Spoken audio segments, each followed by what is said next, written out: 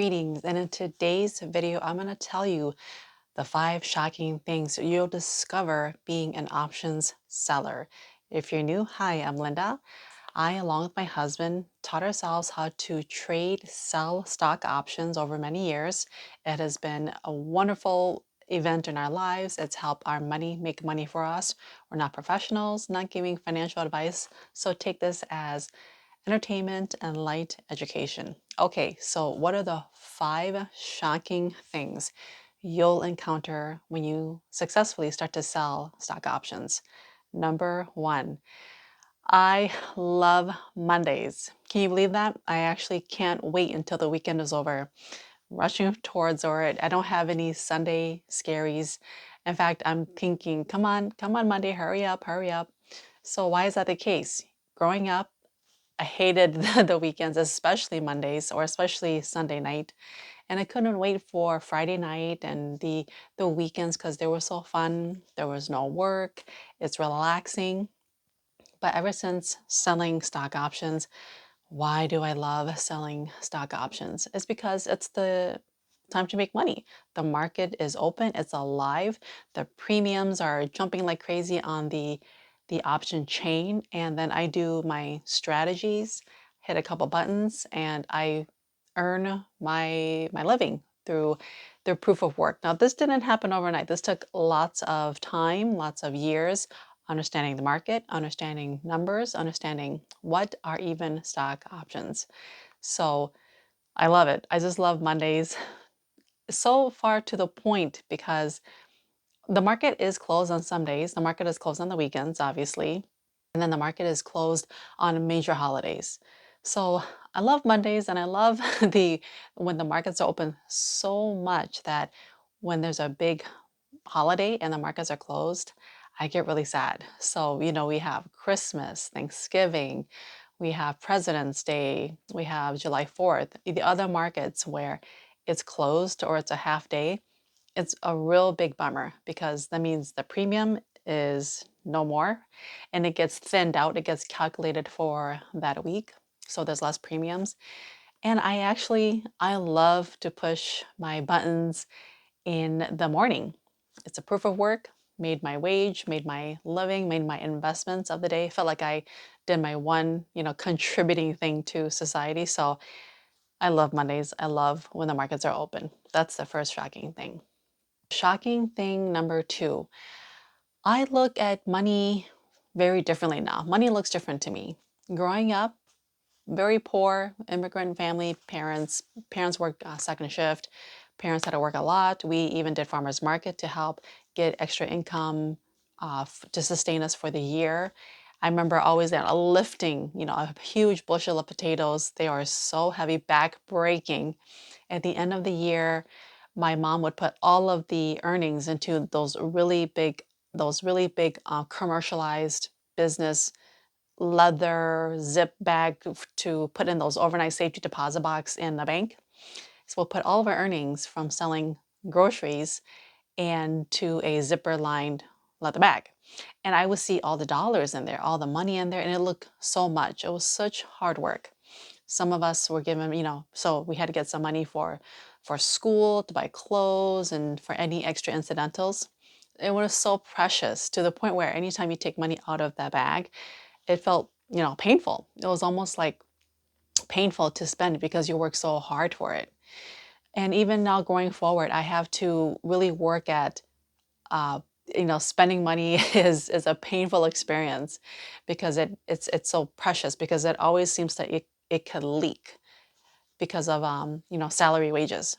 So now we're doing options and earning more than our labor capital. So a lot of us are in a labor capital where we earn an hour, we get an hour's worth of wage, we make a widget, we make a pizza, and we get that much money from the widget. With now directly dealing with capital, wow, it's like it comes in a stronger leverage, more multiple, a higher multiple. And I'm still trying to see how money looks like, but it seems that money is energy.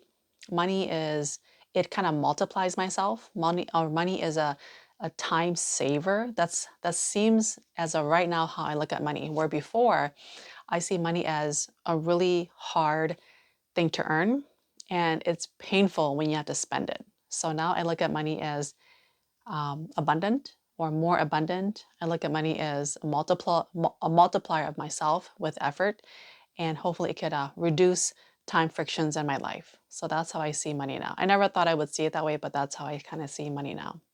Number three, the shocking thing about how you'll trade with selling stock options. Judgment is key. So, what a judgment? Judgment would be acquiring as much information, acquiring as much knowledge before you take action. And sometimes no action is the right action. So let me kind of break that apart. With selling stock options, as wonderful and as easy as pushing a button as it is, a lot of time goes forward, goes previously thinking back. Hey, what is the right thing to do? What is the quick macro news that's coming today? What is the right way to position or roll out our positions? And sometimes doing nothing is best. That takes a lot of thought and effort.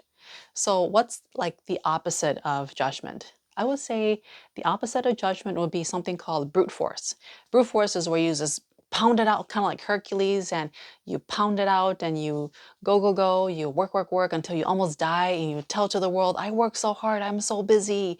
I did 5 things today, I did 5 jobs, 6 jobs, and I earn money, but I'm gonna buy big now too. And so that's brute force, is where you just pound it out. I actually have a pretty decent like analogy, judgment versus brute force in real life.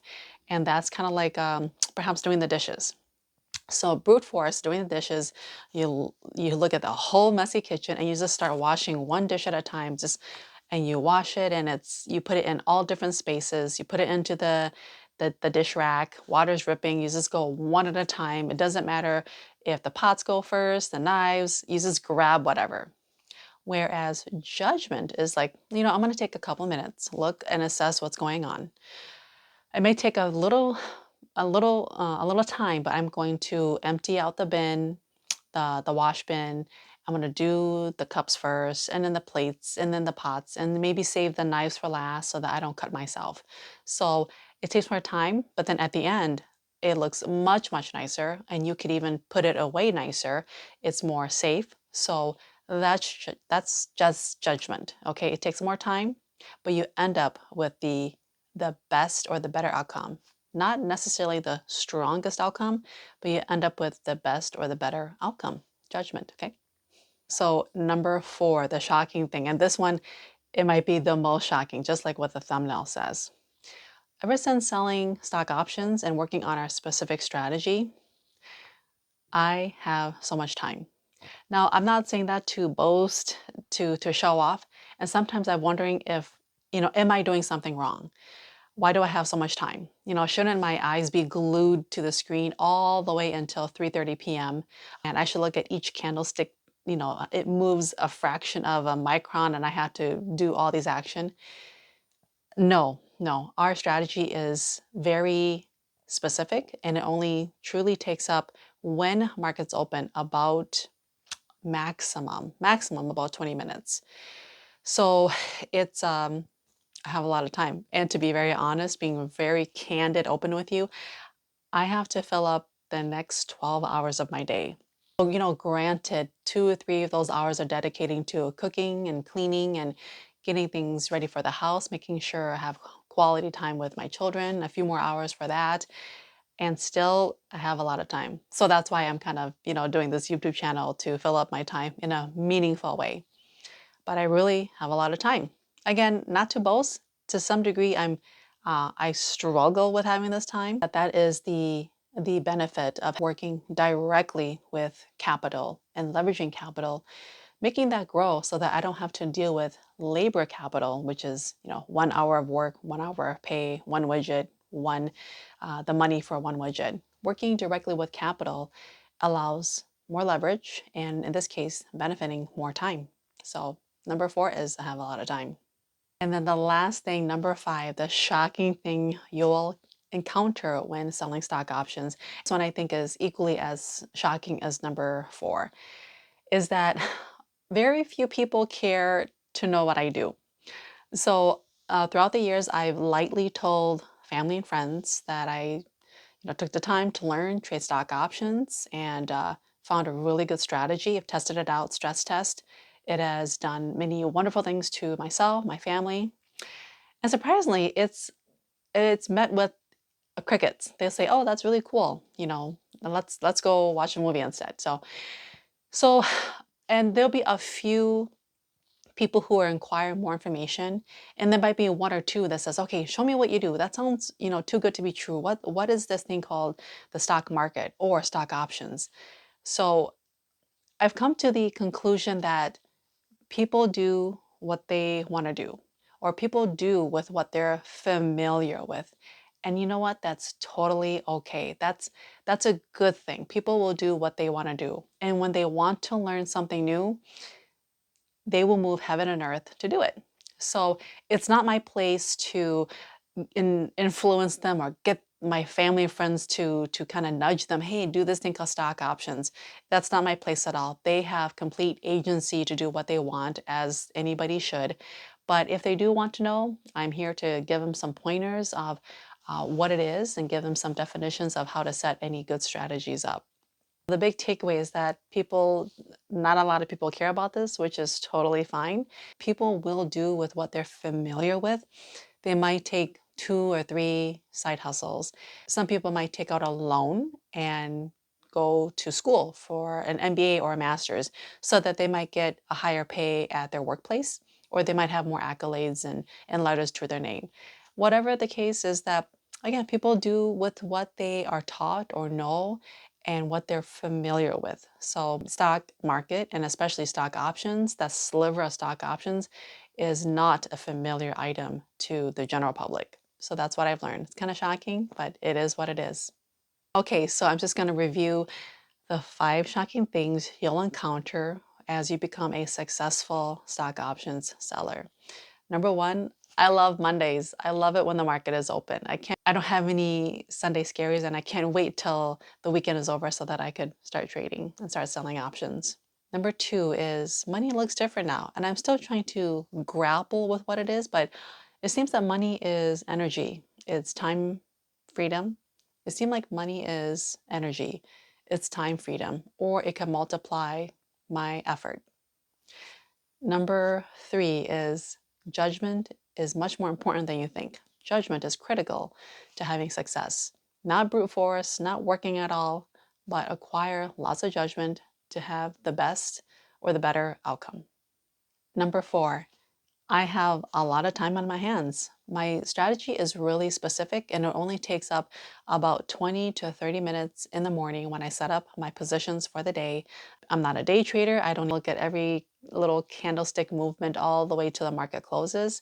I just set my positions up in the morning, and I have the rest of the day to enjoy. And number 5, not a lot of people will care about what I do as a stock options seller.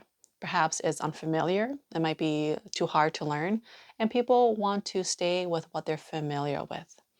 Okay, so hope you enjoy these little gold nuggets as you find out more about being a stock options seller. Any questions, please write below. No question is too smart, too dumb. That's how I learn, and hopefully start to connect with you future stock options sellers as well. Have a good day. Bye.